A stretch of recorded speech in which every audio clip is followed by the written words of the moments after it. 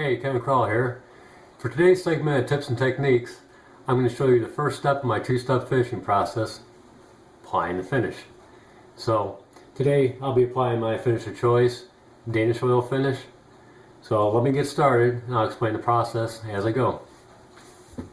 Okay, today I'm using Wipedown brand and I'm using the natural color.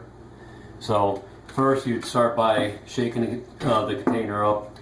Then pour some in a small plastic container, and then just using a paper towel, just start applying it liberally to the entire surface. It's as simple as that. It's just a simple wipe on, wipe off finish. Just want to get it saturated, keep it wet the whole time. Now, I typically apply 2 or 3 applications and I wait about 24 hours between applications for the finish to cure.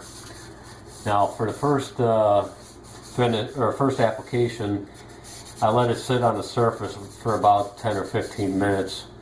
The second and third application, you can just have it sit on the surface for about 5 minutes, and that's good enough. Soak in.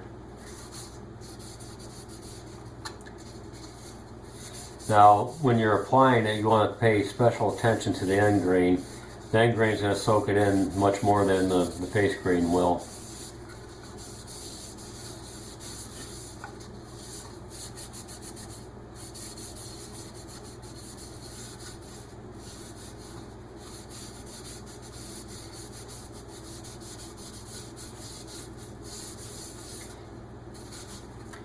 Now, Danish Oil Finish is a penetrating finish, meaning that it actually penetrates into the wood and becomes part of the wood. It doesn't just sit on the surface like a polyurethane or a shellac or lacquer would.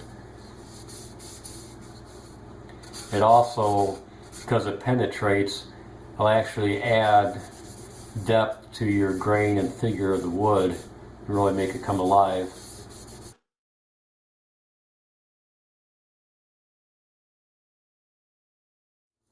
Anytime you see a spot that's dry, just go back over and keep it wet.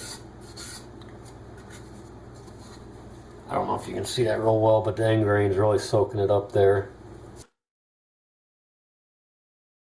Now, Danish Oil Finish is a blend of 3 components. A drying oil, and in this case, Wipedown brand, it's a linseed oil, and a varnish and metallic dryers. Now, the varnish and metallic dryers speed up the drying or the curing process. And the advantages of Danish Oil Finish versus typical finishes: you don't have to worry about brush strokes, you don't have to worry about runs or sags. It won't collect dust as it cures, which is a huge advantage. It's very durable; it won't chip off or wear off. You can't sand or buff through it. That's probably the biggest advantage right there. And there's a couple disadvantages. Let me get this this bark here. A couple disadvantages. You may have to check on it every hour or so as it's curing, because sometimes the oil wants to weep out of the pores of the wood. And another disadvantage is, depending on your desired level of gloss, you may need to buff it to build up a high sheen gloss to it, and I'll show you that in my buffing video.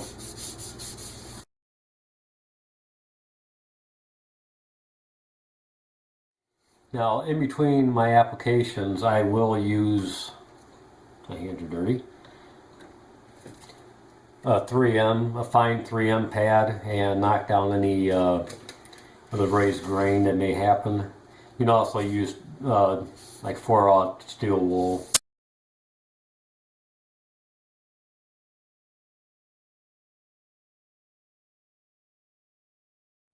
And now this next step isn't completely necessary.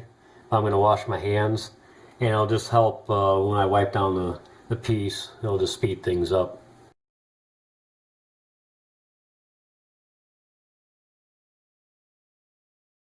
Now, To wipe down the surface, I'm going to use a space age material, toilet paper, just the cheap stuff. So I just start by tearing off some strips and start wiping.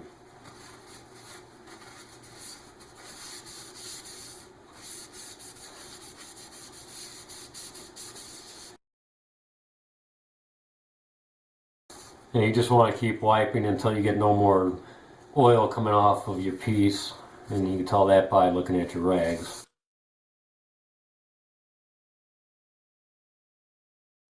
Now you may have noticed throughout this video I consciously said cure and not dry. Oil finishes cure. They start out as a liquid, and through the chemical reaction of oxidation they become hard. Now finishes such as polyurethane, shellac, they dry.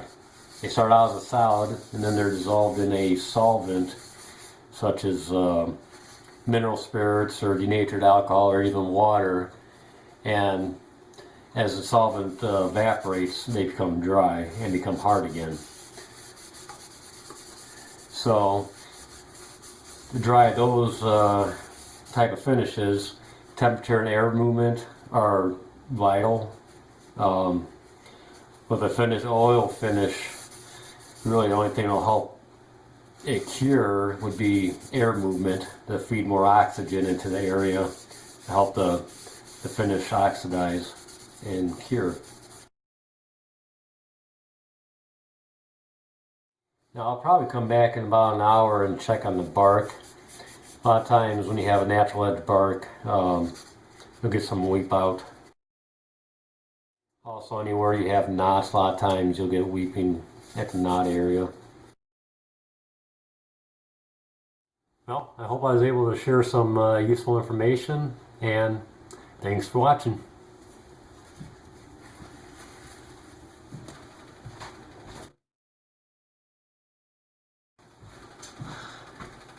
And I almost forgot to mention, make sure you dispose of your rags properly.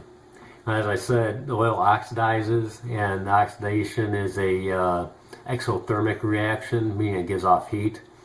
So if you throw your rags away in your garbage, it can build up enough heat to smolder and even spontaneously combust. So make sure you dispose of your rags properly. The only foolproof method I know of to dispose of your rags would be to incinerate them. I just have a enclosed fire pit, and I just burn the rags next time I have a fire. So hopefully these tips will help you, and until next time, thanks again for watching.